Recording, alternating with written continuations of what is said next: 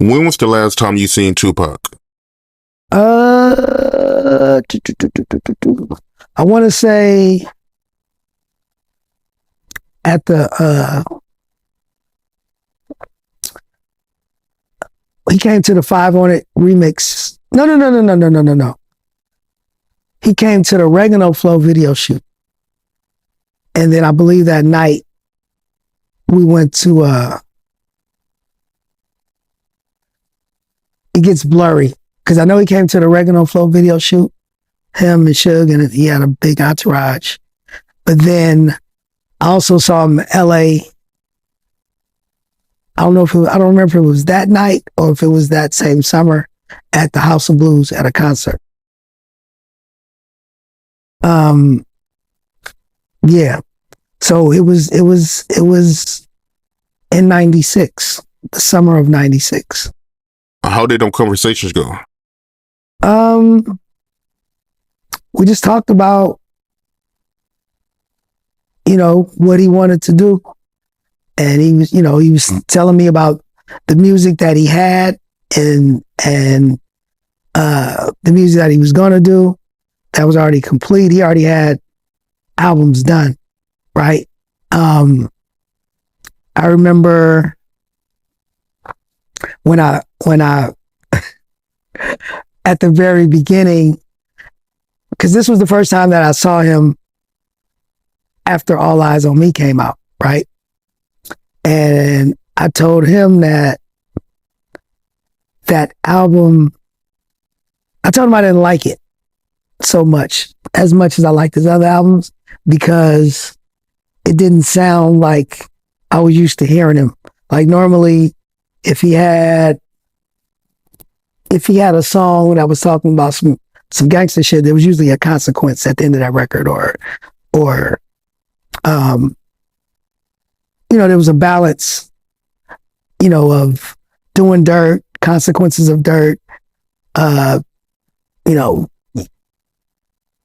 doing something positive. You know what I mean? There was a balance where it sounded, when I first heard All Eyes on Me, it just sounded real vengeful and like purposely like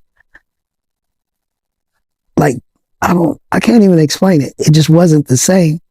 And he was like, yeah, man, that's cool.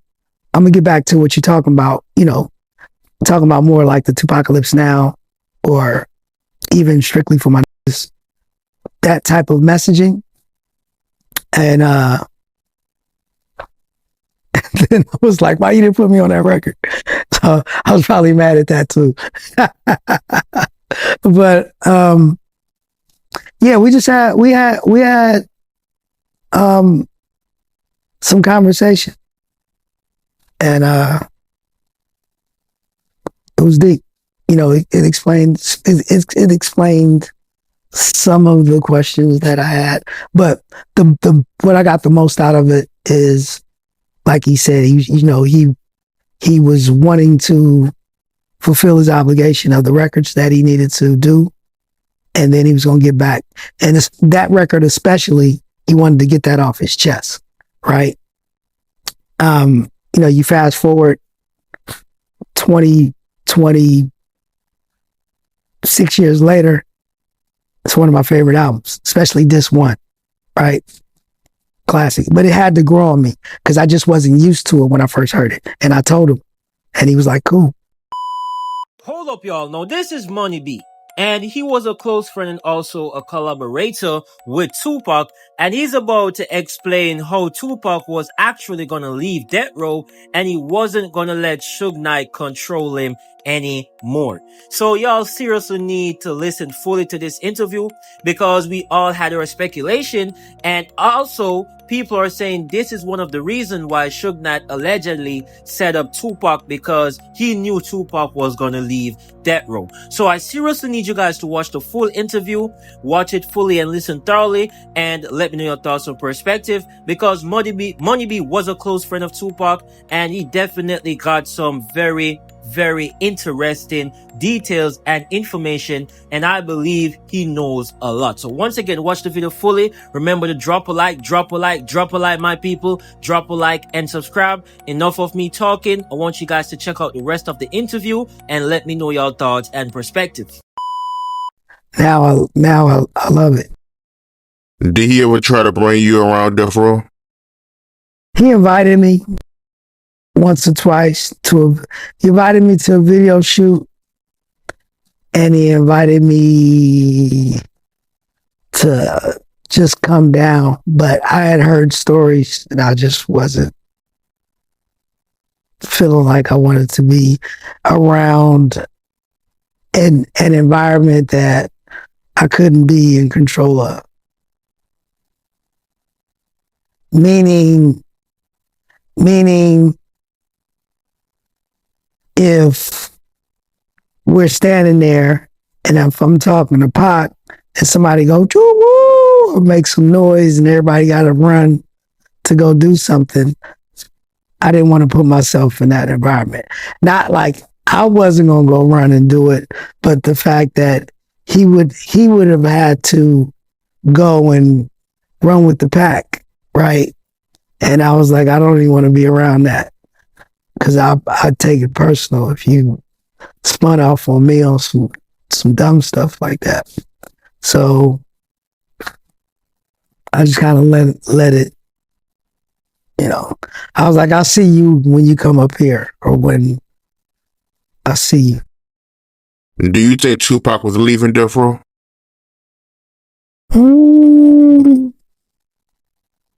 I know that in our conversation, he said he was wanting to, fulfill his obligation, and he was close to it.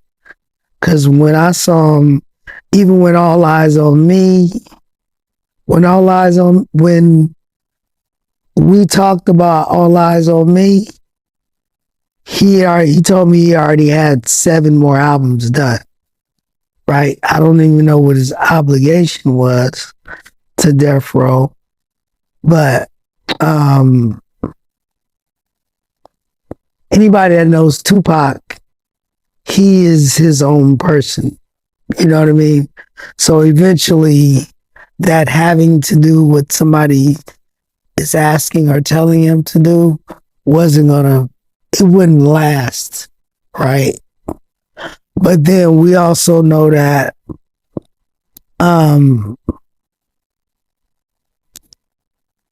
money talks, right? So,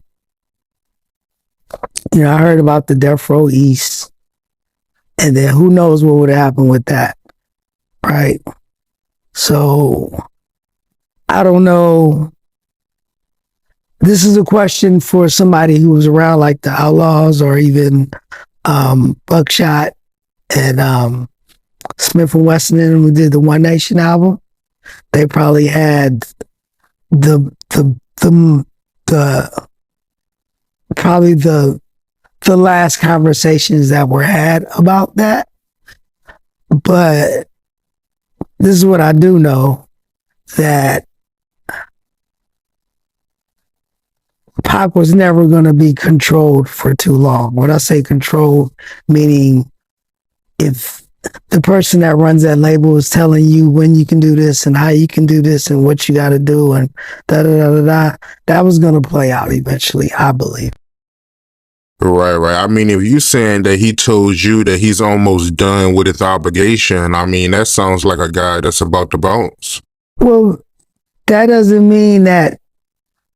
So that doesn't necessarily mean that you're going to bounce, because the conversation was more about the type of music that he was making. But he just came out that I have 7 records, and I'm just I needed to get that off my chest, and I got 7 albums, and I'm trying to get through my thing and finish my obligation. Now, that could mean I'm ready to finish that so I could go do my own thing, or that could mean I'm finished that. Now I can tell this dude to give me what I really want if he wants me to stay. Or now it's got to be like this, or I'm gonna I'm gonna do my business like this moving forward. You understand what I'm saying? Like, I've heard that he, was probably gonna move on. If somebody told me that, it sounds like Tupac. That because, like I said, Tupac was always gonna be his own person and want to do what he wasn't gonna be told what to do or how to do for too long. He might what do you call it?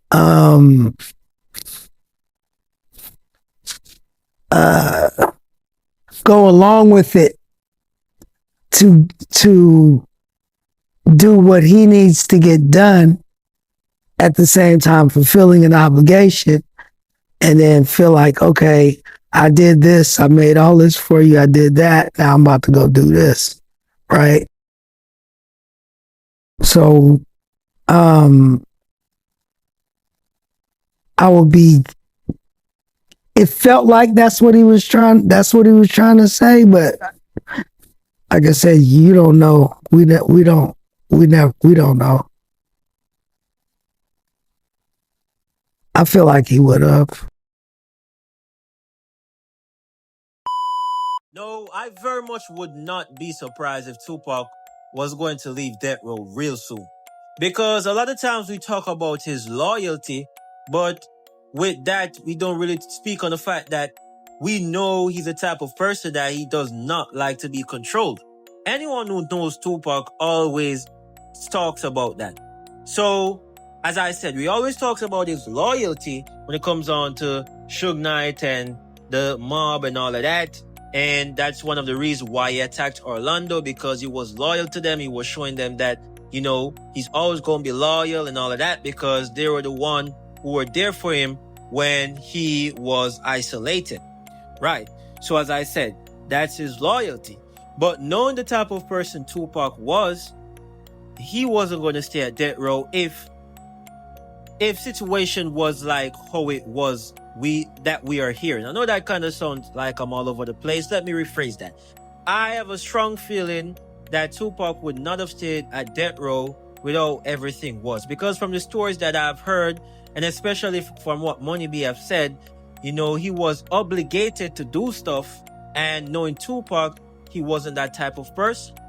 Right? He wasn't that type of person. Anyone who knew Tupac would tell you the same thing. So I would not be surprised if he actually was going to leave Death Row, probably start a label of himself or go independent, because that's the type of person Tupac was. But because Suge Knight bailed him out because of the mob that was there for him and all of that, he was loyal to the point I would say was extra loyal. Like hella extra loyal, man. That's what I really, really believe, man. So I want you guys to just get the understanding that there's a difference, or there was a difference, right? But unfortunately, he did not live long enough for us to see if he would have left or if he would have stayed there, but terms would have changed. Because that's also another perspective, and I'm glad Money B actually pointed that out. Yes, he would have left, but if things would have been done on his terms, we can say he would have stayed. So that's definitely another perspective that I see Tupac doing, definitely. But as I said, unfortunately, he did not live long enough for us to see which one he would have chose. And then Suge Knight would have, I feel like Suge Knight would have been a problem, because a lot of times when you got two bulls working together, it can cause problems, right? It can cause problems. And Tupac was a bull, Suge Knight was a bull, right? And if you guys do not what I mean, a lot of times when two persons that see themselves as a boss are working together, when it comes on to decision making and what to do and who to do, problem can arise. So that's what I meant when two bull can't really work together, right? So a problem would have arisen with Suge Knight. I'm not saying it would have must been a problem, but I can say a problem would have arisen. But I want you guys to let me know your thoughts on perspective. Do you guys believe that if Tupac was alive, he would have left Death Row? Let me know your thoughts on perspective, because I've heard stories that Biggie was actually gonna come to death row. And if that was true and Biggie came to death row, I don't see Tupac actually leaving that times, because the story was Biggie was gonna come, they were gonna squash their beef, and they were just gonna create a legendary moment. Right? So I want you guys to let me know your thoughts and perspective on that. I want you guys to check out this last clip. Let me know your thoughts and perspective. While you was in New York, Tupac calls you in the room and he started giving away all his jewelry, right? Yeah, Pac, the week that led up, the week prior to him,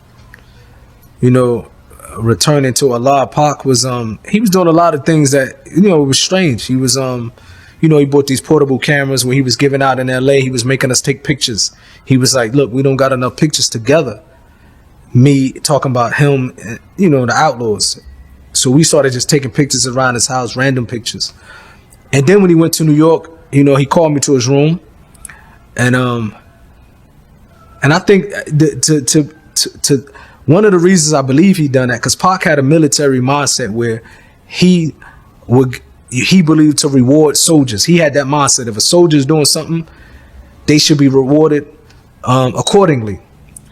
And before that, when we first walked into New York, I remember it was a tense situation. We was in Pac hotel room, like the day before he called me to his room to get the jewelry. We was in his room, and I was at the window. And for 30 minutes straight, I wasn't talking. I'm just looking down. And I think it shocked. Pac was like, what is this? Like, Pac looked at me like, what are you doing over there? Like, it's strange. You're just staring. You ain't saying nothing. And so Pac walked over to me. And he was like, what are you doing? I was like, look, you see the reflection on that car? It was a taxi park. I said, I'm watching everybody that walk in this hotel. And it shocked Pac that he's seeing me like a young dude, but I'm still paying attention who coming in that hotel, because we don't trust nobody. So if anybody look like a street dude, because we in Manhattan in a nice neighborhood. If you like a street dude and you walking in that hotel, that's a red flag for us. We're going to hit the lobby and we're going to check you out. So when I did that, I think Pac was like, it affected him in a good way, So the day after that, he called me to his room and he had all his jewelry laid out. And I was like, Pac, what's up? You told me to come to your room. And he was like, grab something. I'm like, grab what? Because I don't, this is the first time he act like this. He's like, grab something, the jewelry, whatever you want, take is yours.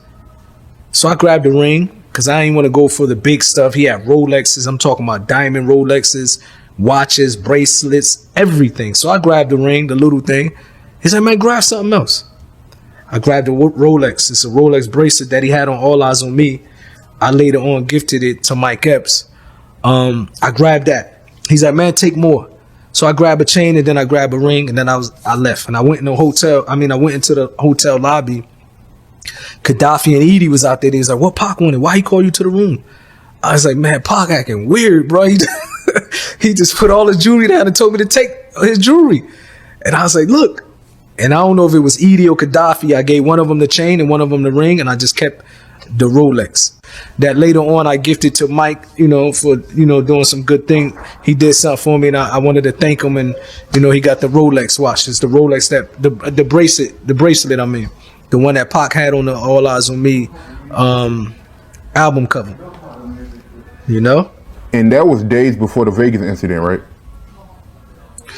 Yeah, it was days before the Vegas incident. That's why it was strange, because before the jewelry incident, he made us walk around, take pictures.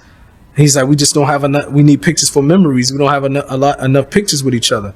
And then he gave away his jewelry. A couple days later, he passed away. A couple days later was the Vegas incident. Do you think Tupac knew something was going to happen to him? You hear people sometimes, they say these things about, this person seemed like he knew he was going to die. I really can't touch upon if these things can be actually, facts. But he definitely was acting as if he was going to depart. He wasn't acting the normal Pac. From the point where he was like, he just woke up one day, was like, we don't have enough pictures with each other. Sent somebody to the grocery store. That's when you can get them portable cameras from the grocery store, Ralph's, in LA. And he was like, let's just take pictures with each other so that we can have them for memories. then gave me away his jewelry. So, you know, it was strange. Yeah, one of the famous pictures that we took, you know, I have a yellow shirt on and I'm standing next to Pac. We both throwing up West Side, right in his living room. That was one of the pictures. I don't know if it's any other pictures from that week on the internet, but that's one of them. They say sometimes a person can get a feeling and it's like a hint for them to tell them that they're gonna pass, man. No, nobody knows if that was the feeling Tupac got before his unfortunate incident. Nobody knows, and nobody will ever know, right? But Napoleon makes it clear that it was kind of acting weird, you know, giving off vibes like he knew he was going to, you know, be departed from this world. And sad, man. No, as I said, we will never know if he truly had those feelings, or it was just a crazy coincidence. But I'm taking it from the person that was around Tupac heavily, man. And he said that he got that feeling, man, like Tupac knew he was gonna die, man. So that's crazy, man. That's crazy, man. And what I can say about it is that I really wish or hope that if he did, you know, get that feeling, he would have just left Vegas or something, man. I don't know, man. Because sometimes if and when a person do get those hints, I don't know, they should try to go somewhere where they will probably be the most safest. I don't know what to say, man. I'm kind of scrambling at the moment because it's a situation where a person doesn't really have a solid answer, man. Because as I said, we don't really know for sure if he did get those feelings or it was just a coincidence. So we're basically just making assumptions, and I'm just kind of scrambling right now, man. But one thing I can say for sure is that the life that he was living caught up to him. That is what I can say for sure. Or the life he was surrounding himself with caught up to him. I can say that for sure, man, because everybody knows Tupac got caught up in politics that did not concern him. Right? That's one thing I can say, I believe, and stays consistent. He got caught up in gang politics that did not concern him, but because of loyalty, he placed himself in the center of it, man.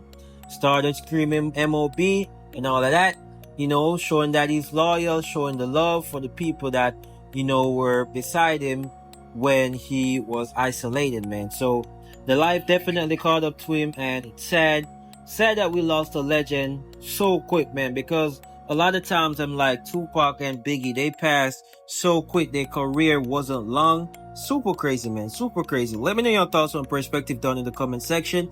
Let me know what you guys think. Let me know what you guys feel. Remember to drop a like and subscribe, my people. Drop a like and subscribe.